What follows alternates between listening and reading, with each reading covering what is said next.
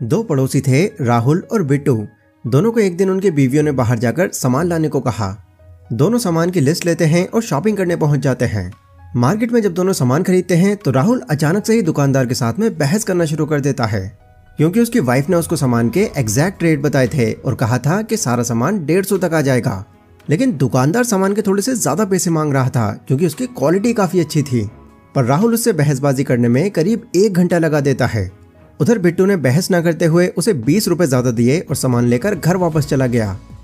राहुल अभी भी उससे बहस करने लग रहा था।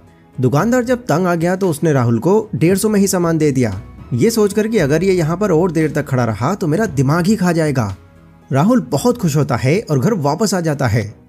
वेल दोस्तों, क्या आप बता सकते हैं कि आपकी नज़र में इन दोनों में से किसका फैसला सही था या किसने ज़्यादा समझदारी दिखाई, राहुल या फिर बिट्टू?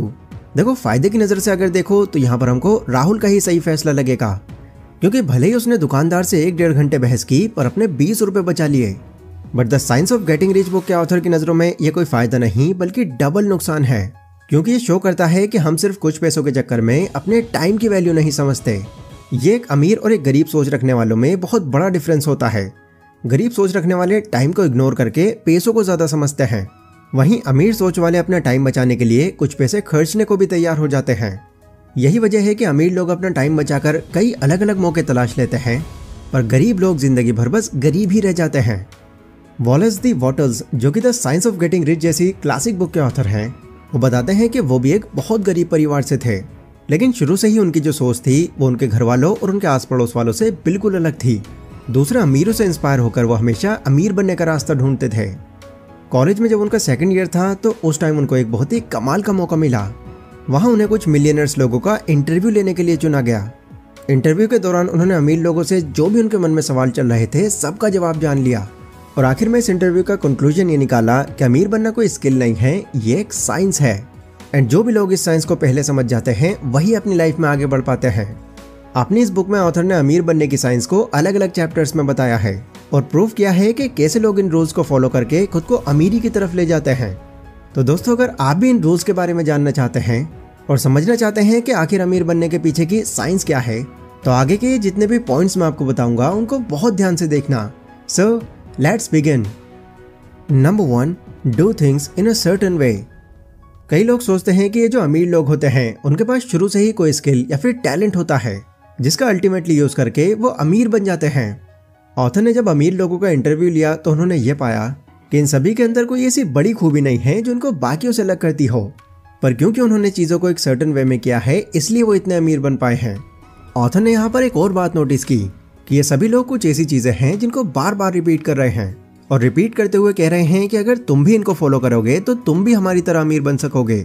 वेल नहीं, उन्होंने पैसे कमाने की कोई टिप नहीं दी, बल्कि उन्होंने वैसे पॉइंट्स पर ज़्यादा फोकस किया जो लोगों के ग्रोथ माइंडसेट से जुड़े हैं, जिसमें deep thinking, fast execution, add value, ये तीनों का बहुत जिक्र था। तो चलिए इन तीनों को एक एक करके थोड़ा डिटेल में समझ लेते हैं। पहला है डीप थिंकिंग। हर चीज़ की शुरुआत एक सोच से होती है। इंसान की बनाई कोई भी ऐसी चीज़ नहीं है जिसमें उसने पहले इस बारे में काफ़ी सोच विचार न किया हो। राइट ब्रदर्स को जब हवा में सवारी करने का आइडिया आया तो उन्होंने किसी छत से छलांग नहीं लगा दी। सबसे पहले उन्होंने सोचा कि ऐसी कौन सी चीज़ है जो उनकी ये ख्वाहिश पूरी कर सकती है एंड थोड़ी देर के लिए ही सही उनको हवा की सैर करा सकती है। तो तब उनके माइंड में पक्षियों से मिलता जुलता एक स्ट्रक्चर सामने आया जो उनको बहुत काम का लगा। देन उन्होंने फिर इस आइडिया पर काम करना शुरू कर दिया एंड सोच कर उन्होंने ऐसी चीज़ बनाकर तैयार कर ही दी जो वाकई में हवा में उड़ सकती थी।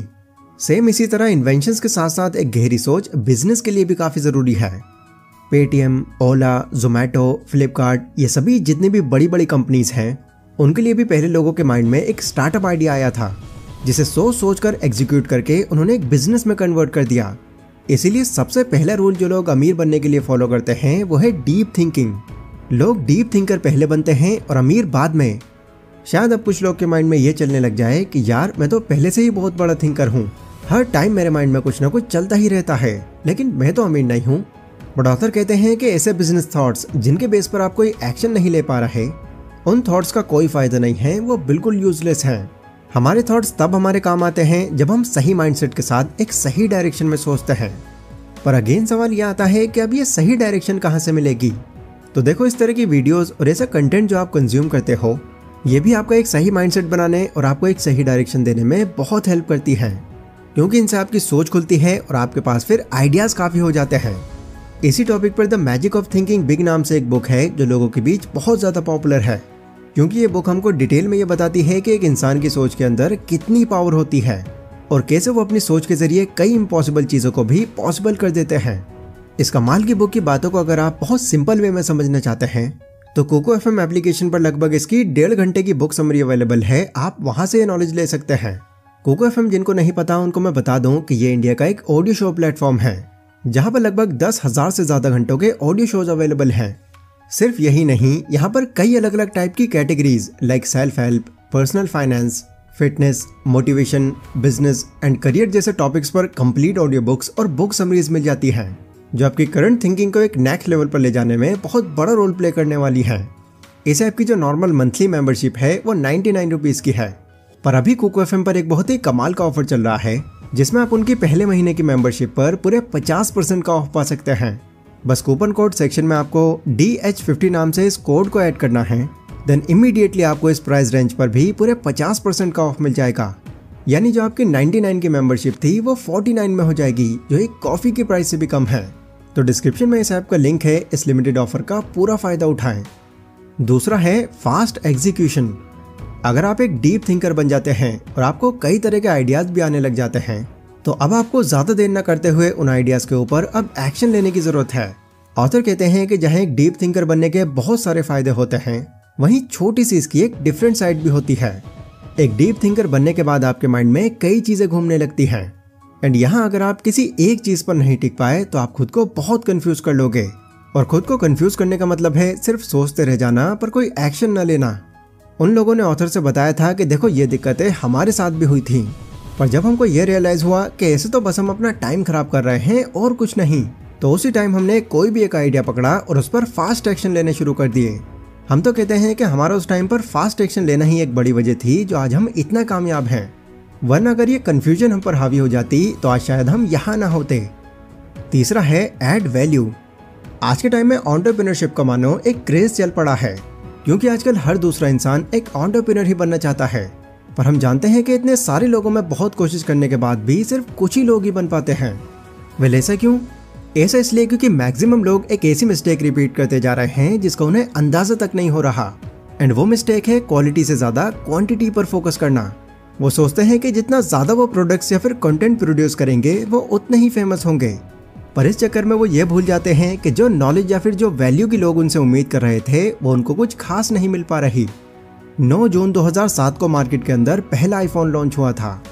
उससे पहले भी कई मोबाइल कंपनीज थीं जो ऑलरेडी मार्केट में डोमिनेट कर रही थीं, पर जैसे जैसे टाइम आगे बढ़ता गया पॉपुलैरिटी के मामले में आईफोन ने सबको पीछे छोड़ दिया और सिर्फ 10-12 साल के अंदर ही ये फ़ोन की दुनिया में सबसे टॉप ब्रांड बन गया। रीज़न वही है कि उन्होंने फ़ोन्स की क्वांटिटी से ज़्यादा उसकी क्वालिटी पर फोकस किया और लोगों को ये भरोसा दिलाया कि इस प्रीमियम क्वालिटी के फ़ोन को लेकर वो कितने ज़्यादा अट्रैक्टिव दिखेंगे।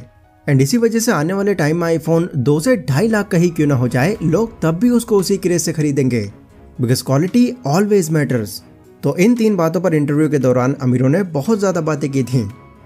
Lesson number 2, the right way to be rich. Author बताते हैं कि जिन लोगों के पास पैसा होता है उनको बार बार ये डर सताता है कि कहीं हम इन पैसों को खो न दें, और जिन लोगों के पास पैसा नहीं होता वो बहुत मेहनत करके किसी भी हाल में बस ये पाना चाहते हैं, क्योंकि हर किसी का सपना है कि उनके पास बहुत ज़्यादा पैसा हो, चाहे फिर वो कोई भिखारी हो या फिर कोई बंगलों में रहने वाला आदमी। लोगों के पास जितना भी होता है वो उससे ज़्यादा ही पाने की इच्छा रखते हैं। अगर मैं आपसे भी ये पूछूं कि क्या आपको भी ज़्यादा अमीर बनना है, तो नो डाउट यहाँ पर आपका भी जवाब हाँ में ही होगा। पर 1 मिनट के लिए ज़रा इमेजिन करो कि आप एक मिलियनर बन चुके हो। अब आपके पास इतना पैसा है कि आप इसको लाइफ टाइम खर्च कर सकते हो, पर क्या आप इन पैसों को लेकर लाइफ टाइम खुश भी रह पाओगे? मतलब क्या अब आप मान सकते हो कि अब आपकी लाइफ बस फुलफिल हो चुकी है? शायद नहीं। ऑथर बताते हैं कि एक फुलफिल लाइफ जीने के लिए 3 और चीज़ें भी रिस्पॉन्सिबल हैं, आपका माइंड, आपकी बॉडी एंड आपकी सोल। पैसों के साथ साथ आपको इन तीनों चीज़ों को भी सेटिस्फाइड करना होगा, आप तभी एक फुलफिल लाइफ जी सकते हैं। वो कैसे? थोड़ा सिंपल करके समझते हैं। First is mind. पैसे कमाने के बाद आपके माइंड के अंदर इतनी इन्फॉर्मेशन और इतनी नॉलेज होनी चाहिए कि इतने सारे पैसों को आप सही से खुद मैनेज कर पाओ, वरना अगर आप इस बारे में खुद को एजुकेट नहीं कर पाए तो लोग आपको इस तरह से बेवकूफ़ बनाकर आपका पैसा हड़प लेंगे कि आपको पता तक नहीं चलेगा। Second is body. लाइफ में अमीर बनने का मतलब है लाइफ को अपने हिसाब से एंजॉय करना, और इस एंजॉयमेंट के लिए चाहिए आपको भरपूर एनर्जी। पर एनर्जी आपके अंदर तभी आएगी जब आपकी हेल्थ अच्छी होगी। कई ऐसे लोगों को आपने देखा होगा जो ज़्यादा अमीर बनने के चक्कर में अपने दिन रात एक कर देते हैं। वो ना ही अपनी हेल्थ पर ध्यान देते और ना ही अपनी बॉडी को रिलैक्स करने देते। पर आगे जाकर जब उनके अमीर बनने के दिन आते हैं तो उम्र बढ़ने के साथ साथ उनको इतने हेल्थ इश्यूज होने लगते हैं कि उनके वॉक तक करने में पसीने छूट जाते हैं। ऐसे में उनका ये पैसा एंजॉय करने में कम और दवाइयों में ज़्यादा खर्च होता है। Third is soul. अब दोस्तों दोबारा से आप सोचो कि आपके पास बहुत सारा पैसा है, इतना पैसा कि अगर आप कुछ अब नहीं भी करो आपका तब भी काम चल जाएगा। पर आपकी इस कामयाबी से खुश होने वाला या आगे की लाइफ में आपका साथ देने वाला अब कोई नहीं बचा। ना आपकी फैमिली, ना दोस्त, ना पार्टनर, कोई भी नहीं। तो इतनी कामयाबी पाने के बाद भी आपको अपनी लाइफ बहुत खाली सी लगेगी। हाँ, शायद अब कुछ लोग ये कहें कि भाई पैसा बोलता है, तुम पैसों के पीछे भागो, लोग अपने आप तुम्हारे पीछे भागेंगे। बट दोस्तों, जो खुद के लोगों के साथ आपके जेन्युइन रिलेशंस होंगे, उन्हें आगे चलकर आप कितने भी पैसे डालकर खरीदने का ट्राई कर लेना, वो ऑथेंटिक तो बिल्कुल नहीं होंगे और ना ही आपकी सोल उनसे कनेक्ट कर पाएगी। कई लोग आपने देखे होंगे जो पैसे कमाने में इतने मगन होते हैं कि उनको अपने आप के अलावा किसी और की परवाह नहीं होती। वो ठीक से बात करना पसंद नहीं करते, अपनों को जरा भी अटेंशन नहीं देते। फिर यही लोग जब आगे चलकर एक लेवल पर पहुंचते हैं तो पीछे की गई गलती पर वो बहुत ज़्यादा पछताते हैं। इसलिए पैसे कमाने में आप इतना भी मत खो जाओ कि अपनों से रिलेशन ही रखना बंद कर दो। तो ये तीनों ही चीज़ें हैं जो अमीर बनने के साथ साथ आपके पास होनी ही चाहिए। ऑथर कहते हैं कि इनमें से एक चीज़ भी अगर आप इग्नोर करोगे तो आगे चलकर इसका आपकी लाइफ पर बहुत गलत इम्पैक्ट पड़ेगा। तो दोस्तों, मैं उम्मीद करता हूँ कि आज की इस वीडियो से आपको काफ़ी कुछ जानने मिला होगा। अगर यस तो इस वीडियो को लाइक ज़रूर करें, और इस बुक की अगर आप डिटेल में समरी सुनना चाहते हैं तो कुको एफएम पर इसकी लगभग 1.5 घंटे की बुक समरी अवेलेबल है, आप वहाँ से सुन सकते हैं। और हाँ, 50% ऑफ पाने के लिए DH50 नाम से ये कूपन कोड ऐड करना मत भूलना, लिंक इन द डिस्क्रिप्शन। तो फिलहाल आज की इस वीडियो में बस इतना ही। मैं मिलता हूँ अपनी अगली वीडियो में, तब तक के लिए stay safe, stay healthy, take care.